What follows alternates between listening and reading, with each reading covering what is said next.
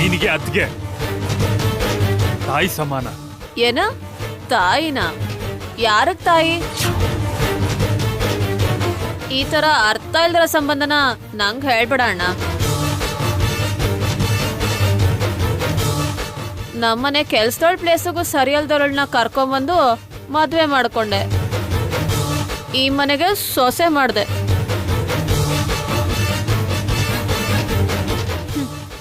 ಇವಳು ನಂಗೆ ತಾಯಿನ? ಹನ್ಸಿಕಾ, ಹನ್ಸಿಕಾ,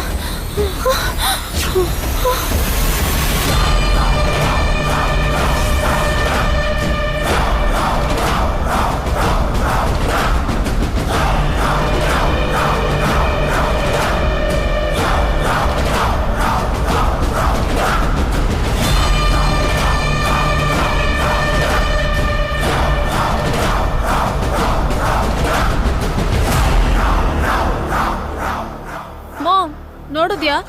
ಆ ಹಳ್ಳಿ ಗುಗ್ಗುಗೋಸ್ಕರ ಅಣ್ಣ ನನ್ ಮೇಲೆ ಕೈ ಮಾಡಿದಾನೆ. ನಾನ್ ಏನ್ ಮಾಡ್ದೆ ಅಂತ? ಏನ್ ಮಾಡಿದ್ಯಾ?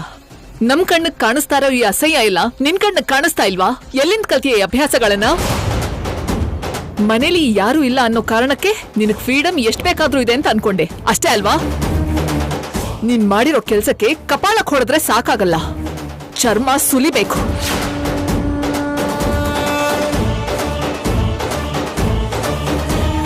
ಡ್ಯಾಡ್, ನೀವಾದ್ರೂ ಇಷ್ಟೆಲ್ಲ ರಾಧಾಂತ ಮಾಡಿ ಮತ್ತೆ ಯಾವ ಮುಖ ಇಟ್ಕೊಂಡು ಮಾತಾಡ್ತಾ ಇದೀಯಾ?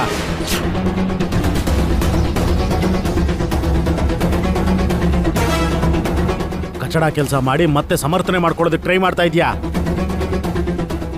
ಮಾವ, ಏನೋ ಚಿಕ್ಕ ಹುಡುಗಿ ಗೊತ್ತಿಲ್ಲದೆ ತಪ್ಪು ಮಾಡಿದಾಳೆ. ಹೇಳಿದ್ರೆ ಅರ್ಥ ಮಾಡ್ಕೋತಾಳೆ. ದಯವಿಟ್ಟು ಅವಳನ್ನ ನೀವೆಲ್ಲ ಅಪಾರ್ಥ ಮಾಡ್ಕೋಬೇಡಿ. ಇನ್ನೂ ಚಿಕ್ಕ ಮಗು ಅಂತೀಯಲ್ಲಮ್ಮ, ಬೇಡದೇ ಇರೋ ಕೆಲಸ ಎಲ್ಲ ಮಾಡ್ತಾ ಇದ್ದಾಳೆ. ತಪ್ಪು ಎಲ್ರೂ ಮಾಡ್ತಾರಲ್ವಾ ಮಾವ?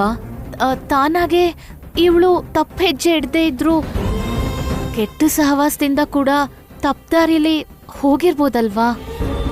ಕೋಪ ಮಾಡ್ಕೊಂಡು ಹೇಳೋದಕ್ಕಿಂತ ಸಮಾಧಾನವಾಗಿ ಹೇಳಿದ್ರೆ ಇವಳು ತಿಳ್ಕೊತಾಳೆ ಅಂತ ನನ್ನ ಅಭಿಪ್ರಾಯ.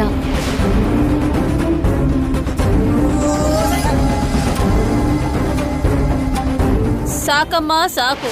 ನಿನ್ನ ಉಪದೇಶ ಉಪನ್ಯಾಸ ಇನ್ನ ಸಾಕು. ಯಾವತ್ತೂ ಇಲ್ದೇ ಇರೋದು ನಮ್ಮಣ್ಣ ನನ್ ಮೇಲೆ ಕೈ ಮಾಡ್ಬಿಟ್ಟ. ಯಾವತ್ತು ಜೋರಾಗಿ ಒಂದ್ ಮಾತನ್ನು ಆಡ್ದೇ ಇರೋ ನಮ್ಮ ಅಪ್ಪ ಅಮ್ಮ ನಿನ್ನಿಂದ ನನಗೆ ಅವರು ಬಾಯಿಗೆ ಬಂದಂಗ್ ಬೈತಿದ್ದಾರೆ.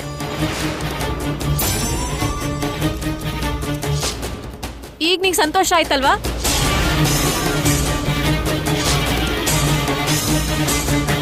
ಎಲ್ಲರ ಮುಂದೆ ಒಳ್ಳೆಯವಳು ಅಂತ ಅನ್ನಿಸ್ಕೊಳ್ಳೋಕೆ ಓ ಅಂತ ಓವರ್ ಆಕ್ಟಿಂಗ್ ತುಂಬಾ ಚೆನ್ನಾಗಿ ಮಾಡಿದೆ. ಛೇ,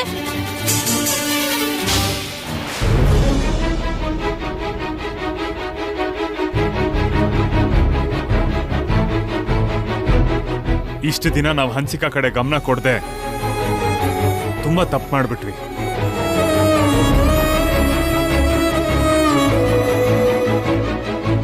ಅವಳು ಸಿಟಿ ಕಲ್ಚರಲ್ಲಿ ಇರೋದಕ್ಕೆ ಟ್ರೈ ಮಾಡ್ತಿದ್ದಾಳೆ ಅನ್ಕೊಂಡಿದ್ದೆ. ಇವಳು ಹೀಗೆ ದಾರಿ ತಪ್ತಾಳೆ ಅಂತ ನಾನು ಅನ್ಕೊಂಡೇ ಇರಲಿಲ್ಲ.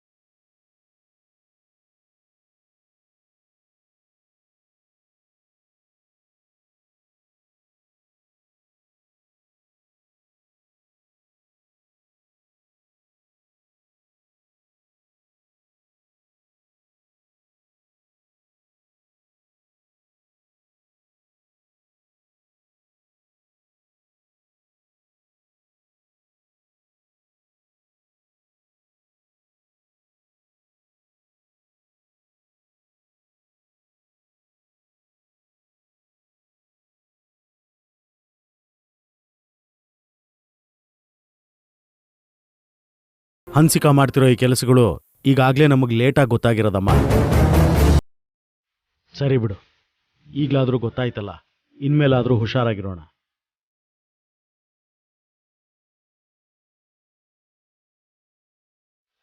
ಭಾಗ್ಯ, ನಡೆದಿರೋದ್ರ ಬಗ್ಗೆ ನೀನೇನ್ ತಲೆ ಕೆಡಿಸ್ಕೋಬೇಡ. ನೀನ್ ಹೋಗಿ ನಿನ್ ಕೆಲಸ ನೋಡ್ಕೊ.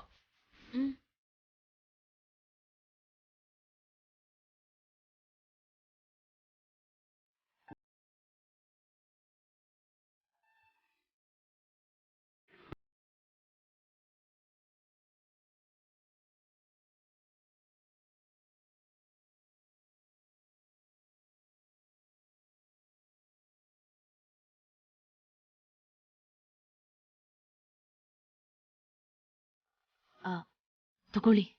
Thank you.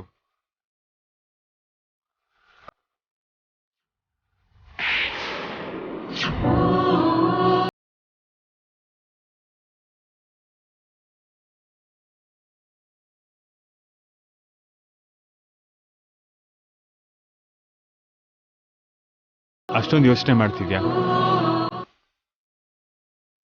ಹೇಳು ಭಾಗ್ಯ. ಹನ್ಸಿಕಾ ಮೇಲ್ ಕೈ ಮಾಡಿದ್ದು ಅಷ್ಟು ಸರಿ ಅನ್ನಿಸ್ಲಿಲ್ಲ. ಅದಕ್ಕೆ ಕೈ ಮಾಡಿದ್ದು ನನಗೂ ಕೂಡ ಹಿಡಿಸ್ಲಿಲ್ಲ ಭಾಗ್ಯ. ಆದ್ರೆ ಅವಳು ಮಾಡಿದ್ದು ತಪ್ಪು, ಅದಕ್ಕೆ ಹಾಗೆ ಮಾಡ್ಬಿಟ್ಟೆ. ಮನೇಲಿ ಅಂತ ಕೆಲ್ಸ ಮಾಡೋದ್ ತಪ್ಪು ಅಂತ ಒಂದ್ಸಲ ಹೇಳಿದ್ರೆ ಅವಳೇ ಅರ್ಥ ಮಾಡ್ಕೋತಿದ್ಲಲ್ಲ. ನಾನು ಹೊಡೆದಿದ್ದು ಅವಳು ಮನೇಲಿ ಅಂತ ಕೆಲಸ ಮಾಡಿದ್ದಕ್ಕಲ್ಲ, ಮನೆಯವ್ರ ಬಗ್ಗೆನೇ ಹಾಗೆ ಮಾತಾಡಿದ್ದಕ್ಕೆ. ಐ ಮೀನ್, ನಿನಗ್ ಬಾಯಿಗೆ ಬಂದ ಹಾಗೆ ಮಾತಾಡಿದ್ದಕ್ಕೆ.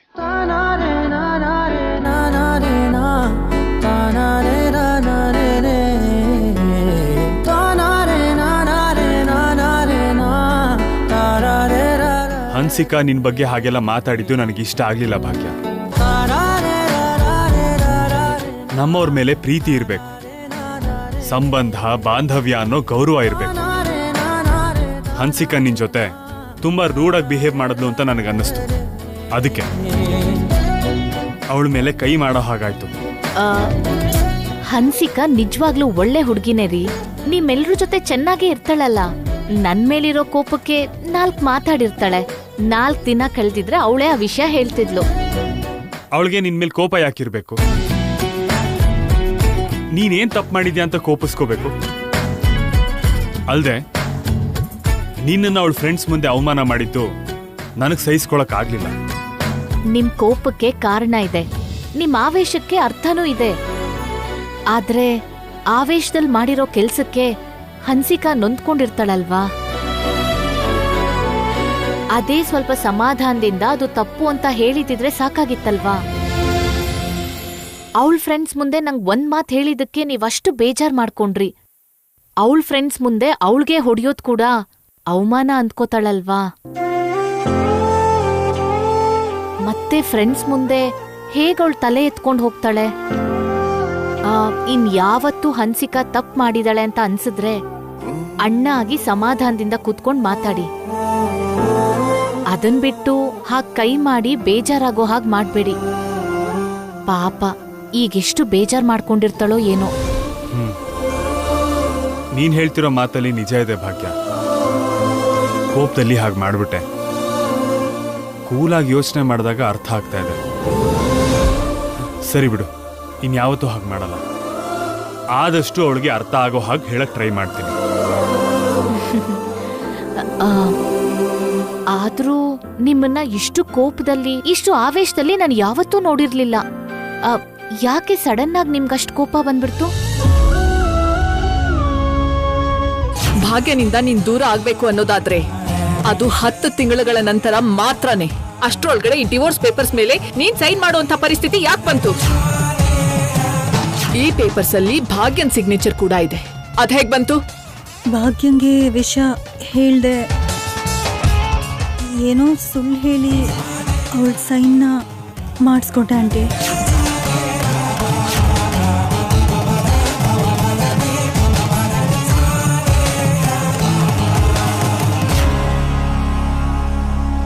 ನಿಮ್ಮನ್ನೇ ರೀ. ಅಷ್ಟಕ್ಕೂ ಏನಾಯ್ತು? ಯಾಕೆ ಹಾಗೆ ನಡ್ಕೊಂಡ್ರಿ? ಕೆಲವು ವಿಷಯ ನಿನಗೆ ಹೇಳಕ್ಕಾಗಲ್ಲ, ಆದ್ರೆ ಒಳಗೆ ಇಟ್ಕೊಳಕ್ಕೂ ಆಗ್ತಾ ಇಲ್ಲ. ನಿನಗೆ ಮೋಸ ಮಾಡ್ತಿದ್ದೀನಿ, ಹಾಗೆ ನಾನು ಒದ್ದಾಡ್ತಾ ಇದ್ದೀನಿ. ಯಾರಿಗ್ ನ್ಯಾಯ ಕೊಡ್ತಿದ್ದೀನೋ, ಯಾರಿಗ್ ಅನ್ಯಾಯ ಮಾಡ್ತಿದ್ದೀನೋ ನನಗೆ ಅರ್ಥ ಆಗ್ತಿಲ್ಲ ಭಾಗ್ಯ. ಏನ್ರಿ ನಿಮ್ಮನ್ನೇ? ಏನಿಲ್ಲ ಭಾಗ್ಯ, ಕೋಪ ಆವೇಶ ಇವೆಲ್ಲ ಆಗಾಗ ಅಂದ್ಕೊಳ್ದೆ ಹೊರಗೆ ಬಂದ್ಬಿಡುತ್ತೆ. ಅದಕ್ಕೆ ಕಾರಣ ಹುಡ್ಕೋದಕ್ಕಿಂತ ಸ್ವಲ್ಪ ಟೈಮ್ ಕೊಡೋದು ಒಳ್ಳೇದು. ಇನ್ನು ವಿಷಯನ ಮರ್ತು ಬಿಡು.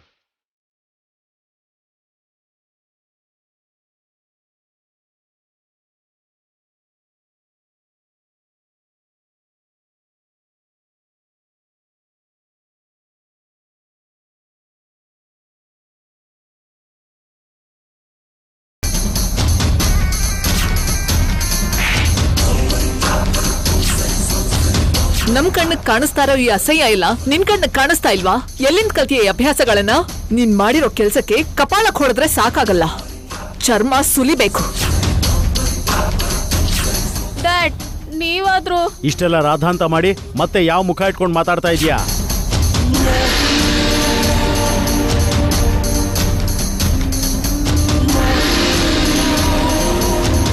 ಹನ್ಸಿಕಾ, ಹೀಗಾಯ್ತಲ್ಲ ಅಂತ ಬೇಜಾರ್ ಮಾಡ್ಕೊಂಡಿದ್ಯಾ?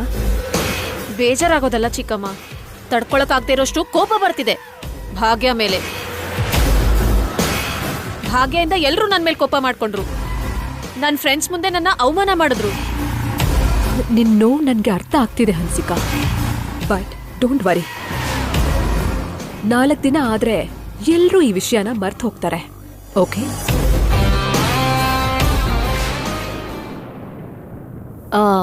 ಹನ್ಸಿಕಾ, ನಿಮ್ಮಣ್ಣ ಹೊಡೆದಿದ್ದಕ್ಕೆ ಬೇಜಾರಾಯ್ತಾ? ನಿಮ್ಮಣ್ಣ ನಿನ್ ಮೇಲೆ ಕೈ ಮಾಡೋ ತನಕ ಹೋಗ್ತಾರೆ ಅಂತ ನಾನು ಕೂಡ ಅನ್ಕೊಳ್ಳಿಲ್ಲ. ಈಗ ನಿಂಗೆ ಸಂತೋಷ ಆಗ್ತಿದ್ಯಾ? ನಿನ್ನಂತವ್ರು ಏನ್ ಮಾಡ್ತಾರೆ ಗೊತ್ತಾ? ಕಣ್ಮುಂದೆ ನೀತಿ ಹೇಳ್ತಾರೆ, ಬೆನ್ ಹಿಂದೆ ಚೂರಿ ಹಾಕ್ತಾರೆ. ಈಗ ನಾನೇನ್ ಮಾಡ್ದೆ ಹನ್ಸಿಕಾ? ಎಲ್ಲ ನೀನೇ ಮಾಡಿದ್ದು. ನಿನ್ನಿಂದಾನೇ ಈ ಮನೇಲಿ ಯಾವತ್ತೂ ಆಗದೆ ಇರೋದು ಇತ್ತೀಚೆಗೆ ತುಂಬಾ ನಡೀತಾ ಇದೆ. ನನ್ನಿಂದ ಏನಾಯ್ತು ಹನ್ಸಿಕಾ? ಹೌದು, ಖಂಡಿತ ನಿನ್ನಿಂದಾನೇ. ಅಲ್ಲ, ನಮ್ಮಣ್ಣ ಎಲ್ಲಿ? ನೀನೆಲ್ಲಿ? ನಮ್ಮಣ್ಣ ಒಂದು ವಜ್ರ ಇದ್ದಂಗೆ, ಆದ್ರೆ ನೀನು ಒಂದು ಮಾಮೂಲಿ ಕಲ್ಲಿನ ತರ ಅಷ್ಟೇ. ಆದ್ರೂ ನಿನ್ನನ್ ಕರ್ಕೊಂಡು ಬಂದು ನಮ್ಮಣ್ಣನ ಪಕ್ಕ ಕೂರ್ಸ್ಯಾರ ನೋಡು, ಚಿಚಿ. ನೀನು ನಿನ್ ಲೆವೆಲ್ ಏನು ಅನ್ನೋದನ್ನ ತಿಳ್ಕೊಂಡು ಬಿಹೇವ್ ಮಾಡಿದ್ರೆ ಚೆನ್ನಾಗಿರುತ್ತೆ. ನೀನ್ ಹೇಳ್ದಾಗೆ ನಾನೊಂದು ಮಾಮೂಲಿ ಕಲ್ಲೇ ಆಗಿರ್ಬೋದು ಹನ್ಸಿಕಾ, ನಾನ್ ತುಂಬಾ ಸಾಮಾನ್ಯದವಳೆ ಆಗಿರ್ಬೋದು. ಹಾಗೆ ನೀನ್ ಹೇಳ್ದಾಗೆ ಮಿತ್ರ ಅವರು ವಜ್ರ ಹನ್ಸಿಕಾ.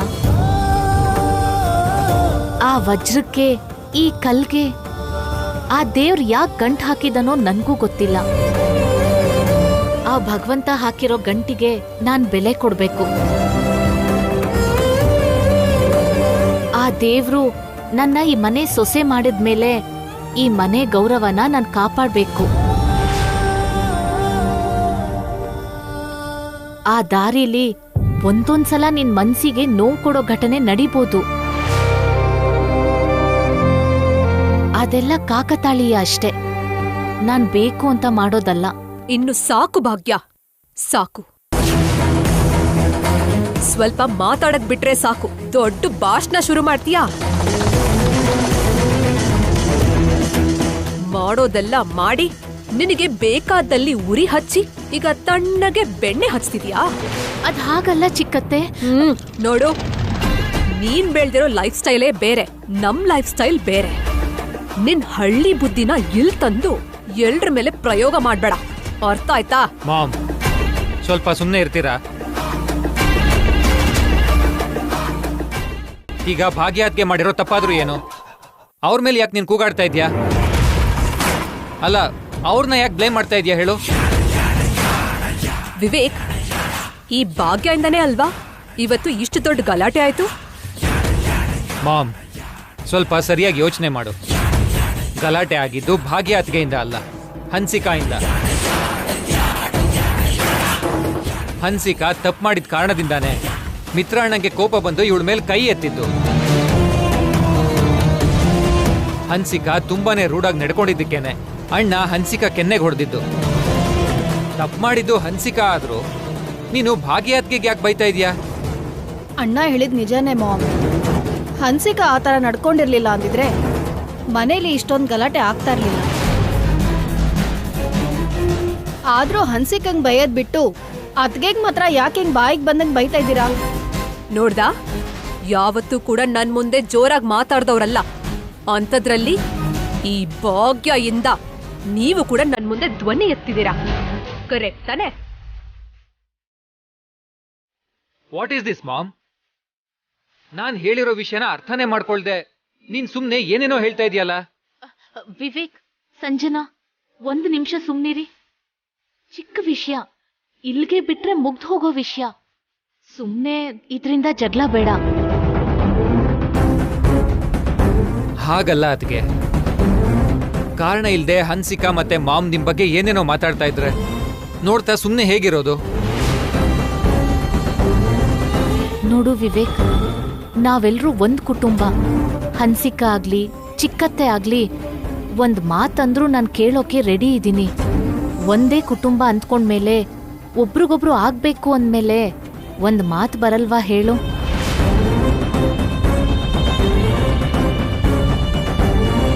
ಈ ವಿಷಯನ ಇನ್ನಿಲ್ಲೇ ಬಿಡು ವಿವೇಕ್.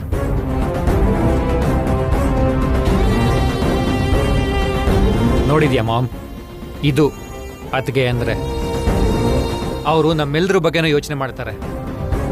ಎಲ್ಲರ ಮಾತಲ್ಲೂ ಅವರು ಒಳ್ಳೇದನ್ನೇ ಹುಡುಕ್ತಾರೆ. ನೀವು ಕೂಡ ಅದನ್ನ ಅಭ್ಯಾಸ ಮಾಡ್ಕೊಂಡ್ರೆ ಒಳ್ಳೇದು.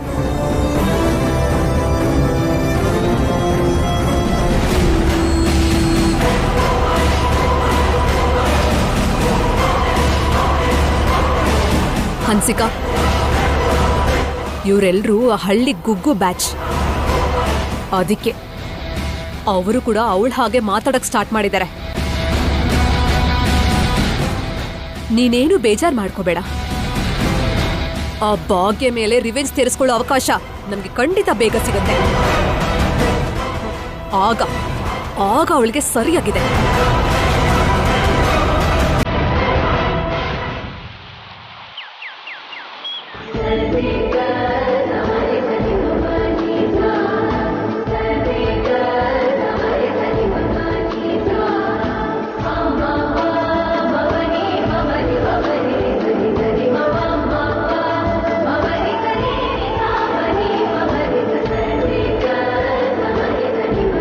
ಭಾಗ್ಯ, ನೀನ್ ಇಲ್ಲಿದ್ಯಾ ಅಮ್ಮ? ಗುಡ್ ಮಾರ್ನಿಂಗ್ ಮಾವ. ಕಾಫಿ ಏನಾದ್ರೂ ತಗೊಂಡ್ ಬರ್ಲಾ? ಬೇಡಮ್ಮ, ನೀನೀಗೇನೋ ಬೇರೆ ಕೆಲಸ ಮಾಡ್ತಿದ್ಯಲ್ಲ, ನಾನು ವೇಟ್ ಮಾಡ್ತೀನಮ್ಮ.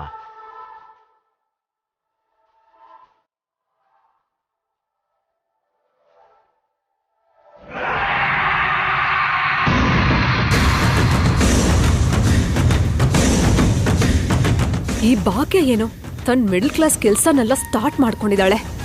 ಕೆಲ್ಸದವ್ರಿಗೆ ಹೇಳಿದ್ರೆ ಅವ್ರು ನೋಡ್ಕೊಳ್ತಾರಲ್ಲ.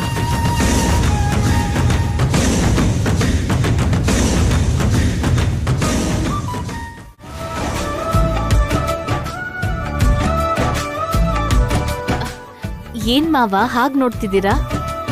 ಇಷ್ಟು ದಿನಕ್ಕೆ ಈ ಮನೆಗೆ ನಿಜವಾದ ಕಳೆ ಬಂದಂಗಾಗಿದ್ಯಮ್ಮ. ಈ ಮನೆ ಸೊಸೆ ಇಷ್ಟೊಂದು ಪದ್ಧತಿಯಿಂದ ಇಷ್ಟು ಅಚ್ಚುಕಟ್ಟಾಗಿ ಮನೆ ಮುಂದೆ ರಂಗೋಲಿ ಹಾಕ್ತಿದ್ರೆ ನೋಡೋದಕ್ಕೆ ಎಷ್ಟು ಸುಂದರವಾಗಿದೆ ಗೊತ್ತಾ? ಕರೆಕ್ಟಾಗಿ ಹೇಳಿದ್ರಿ ದೊಡ್ಡಪ್ಪ. ಹನ್ಸಿಕಾ ಆಗ್ಲಿ ಸಂಜನಾ ಆಗ್ಲಿ ಯಾವತ್ತಾದ್ರೂ ಹೀಗೆ ಬೇಗ ಎದ್ದು ರಂಗೋಲಿ ಹಾಕೋದನ್ನ ಯಾವತ್ತಾದ್ರೂ ನೋಡಿದೀವ? ಆ ನಿಜ ಹೇಳ್ಬೇಕಂದ್ರೆ ನನ್ನ ಹೆಂಡತಿ ಆಗ್ಲಿ ನಿಮ್ಮಮ್ಮ ಆಗ್ಲಿ ರಂಗೋಲಿ ಹಾಕೋದನ್ನ ನಾನು ಇಲ್ಲಿವರೆಗೂ ನೋಡೇ ಇಲ್ವೋ. ಇಷ್ಟು ದಿನಕ್ಕೆ ಭಾಗ್ಯ ಈ ಮನೆಗೆ ನಿಜವಾಗ್ಲೂ ಕಳೆ ತಂದ್ಲು.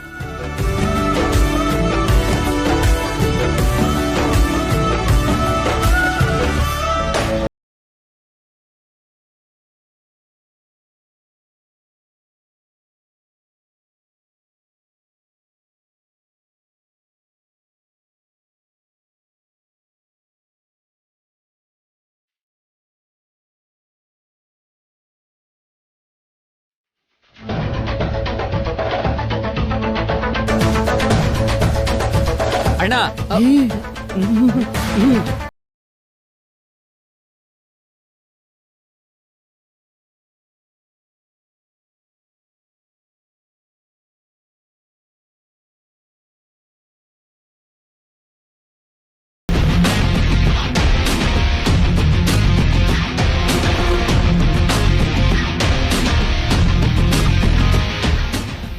ಐಮ್ ಸಾರಿ ಭಾಗ್ಯ, ನಾನು ನೋಡ್ಕೊಳ್ಳಿಲ್ಲ. ನೋಡ್ಕೊಳ್ದಿರೋದೇನಾ? ಇಷ್ಟು ಸುಂದರವಾಗಿರೋ ರಂಗೋಲಿ ಇಷ್ಟು ಬ್ರೈಟ್ ಆಗಿ ಕಾಣಿಸ್ತಿರ್ಬೇಕಾದ್ರೆ ನಿನ್ ಕಣ್ಣಿಗೇನೋ ಆಗಿದೆ? ಅದಲ್ಲ ಡ್ಯಾಡ್. ಅಣ್ಣಂಗೆ ಈ ರಂಗೋಲಿ ಇಷ್ಟ ಆಗಿಲ್ಲ ಅನ್ಸುತ್ತೆ ದೊಡ್ಡಪ್ಪ. ಅದನ್ನ ಇಂಡೈರೆಕ್ಟ್ ಆಗಿ ಹೇಳೋದಿಕ್ಕೆ ಹೀಗೆ ಮಾಡಿರ್ಬೇಕು ಅನ್ಸುತ್ತೆ. ಏಯ್ ಕತ್ತೆ, ಏನೋ ಗೊತ್ತಿಲ್ಲದೆ ಆಗೋಯ್ತು. ಏನೇನೋ ಕತೆ ಕಟ್ತಿದ್ಯಲ್ಲೋ. ನಿಮ್ಗೆ ಈ ರಂಗೋಲಿ ಇಷ್ಟ ಇಲ್ವಾ? ಇಷ್ಟ ಇಲ್ಲ.